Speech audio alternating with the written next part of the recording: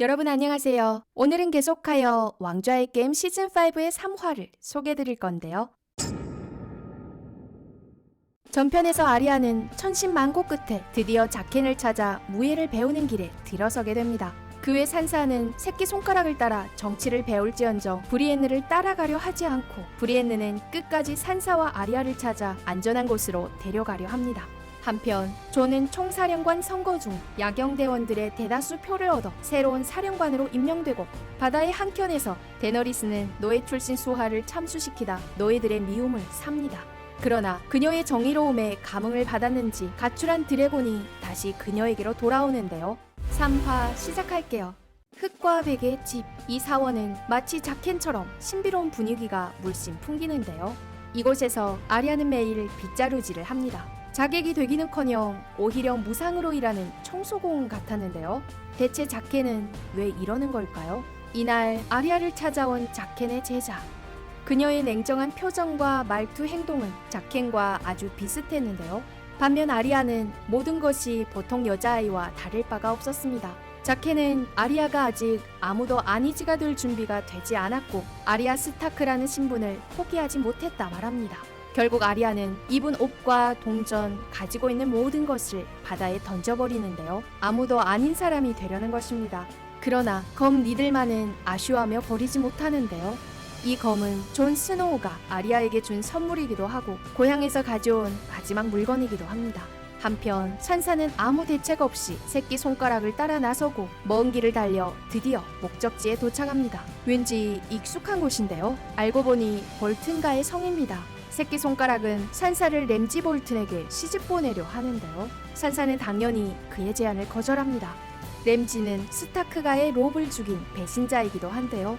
하지만 간교한 새끼손가락은 스타크가의 모든 비극은 산사 때문이 아니고 산사는 그저 지켜볼 수밖에 없는 입장이었다며 지금부터 게임을 시작하면 언젠가는 가문을 위한 복수를 할 수 있을 거라 꼬드깁니다. 더 어이없는 것은 이러한 말을 산사가 믿는다는 건데요. 이때 멀리서 그들을 지켜보는 사람이 있었으니 브리엔느는 산사를 구하려는 사명을 아직 지키고 있네요. 화면이 바뀌고 이미 루즈볼튼이 점령하고 있는 곳에 도착한 새끼손가락과 산사. 사이코패스 램지는 좋은 사람인 양 처음 보는 산사를 예의 있게 대하는데요. 소름이 돋습니다. 그러나 알아야 할 것은 상술의 대가인 새끼손가락이 아직 사람을 괴롭히는 취미를 가진 램지를 잘 모르고 있다는 건데요. 이러듯 심혈을 기울여 산사를 볼튼가에 시집 보내는 것 또한 목적이 있어서입니다. 타이윈의 죽음 이후 라니스터가의 세력이 많이 약해진 지금 새끼손가락이 루즈볼튼과 연맹을 맺는 것은 철왕좌를 차지하기 위함인데요. 한편 킹스랜딩에서 톰앤과 마저리는 정식으로 결혼식을 올립니다. 톰앤은 마저리의 세 번째 남편인데요. 첫 번째는 랜디 바라테온, 두 번째는 조프리 왕입니다. 그러나 둘 다 죽었죠. 아무튼 톰앤은 기뻐하며 마저리와 첫날 밤을 보냅니다. 각자의 상상에 맡길게요.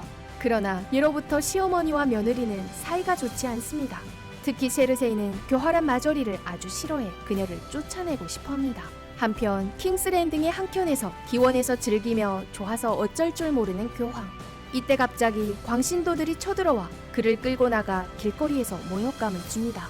교황이 되는 사람이 기원에서 타락한 모습을 보이는 것은 칠신교를 모독하는 것과 같은데요. 이 광신도들의 우두머리는 하이스페로우로 고위 참새라는 별명을 가졌습니다. 세르세이는 그가 어떤 사람인지 확인차 직접 고위 참새를 찾아가는데요. 소박한 옷차림에 가난한 사람들을 도와주며 군중의 지지를 받는 고위 참새를 보고 세르세이는 신앙과 왕권은 이 세계를 지탱하는 기둥이라 생각해 고위 참새를 질책하기는커녕 오히려 부정부패의 교황을 감옥에 가두게 합니다. 보아하니 고위 참새는 그렇게 간단한 인물 같지 않은데요. 그의 앞으로의 활약이 궁금해집니다. 다시 장벽으로 돌아와 존이 야경대 총사령관이 되었지만 스타니스는 포기하지 않고 존이 자신에 충성하며 함께 북부를 통일할 것을 요구합니다. 하지만 존은 나이트워치 서약을 맹세한 사람으로 또 한 번 스타니스의 제안을 거절하는데 존을 좋게 본 스타니스는 그를 질책하지 않고 오히려 자신이 감금시킨 야인 군단을 존에게 맡겨 처리하게 합니다. 그러나 그것보다 더 중요한 일이 있는데요. 존은 우선 사령관으로서의 지위를 공고히 해야 합니다. 모든 야경대원들이 존에 복종하는 것이 아니기 때문인데요. 우선 존은 알리서경을 퍼스트 레인저로 임명합니다. 예전 삼촌인 벤젠 스타크가 맡던 자리로 꽤 중요한 자리인데요. 존이 알리서를 잘 통제할 수 있는 직위이기도 합니다. 그 외 알리서경의 꽁무니를 따라다니던 자노스경을 좀 멀리에 떨어진 폐허 같은 곳에 임명하자 자노스는 존의 명에 복종하지 않으며 존을 모욕하기까지 하는데, 이대로 있다간 존의 위험은 저리 가라입니다. 존은 자노스를 밖으로 끌고 나가게 한 뒤 검을 들고 나가는데요. 선수 자노스의 목을 칠 모양입니다.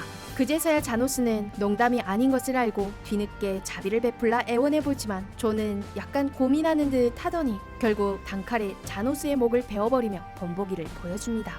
한켠에서 지켜보고 있던 스타니스는 웃으며 고개를 끄덕이는데 존이 잘한 거라 인정하는 것 같습니다. 이어 화면은 새끼 악마와 바리스에게로 바뀌고 그들은 데너리스를 찾아가는 길에 한 도시의 객점에 들러 휴식을 취합니다. 그런데 이곳에 낯익은 얼굴이 있었으니 그는 바로 데너리스 곁을 지키다 쫓겨난 수호자 조라였습니다.